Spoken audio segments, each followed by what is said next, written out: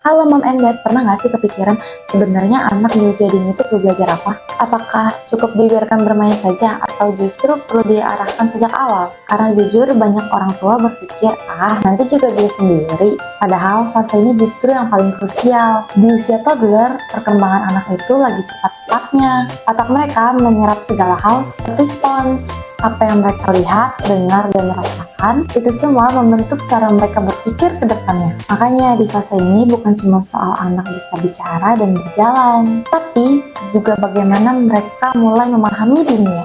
Melalui toddler program, anak gak cuma belajar, tapi belajar dengan cara yang menyenangkan dan juga terarah. Mereka akan dilatih kemampuan motorik seperti koordinasi tangan dan gerakan tubuh, kemampuan sensorik seperti mengenal warna, suara, bentuk, dan tekstur, serta kemampuan kognitif seperti berpikir, memahami, serta merespon sesuatu. Semua itu dikemas dalam aktivitas yang seru sehingga anak merasa seperti bermain. Yang membuat program ini berbeda yaitu pendampingannya. Anak-anak akan didampingi oleh guru-guru yang sudah terlatih, yang tahu bagaimana cara berkomunikasi dengan anak-anak di usia dini. Karena kita tahu cara bicara ke anak itu nggak bisa disamakan dengan bicara ke orang dewasa. Pendekatannya harus lembut, sabar, dan penuh pengertian.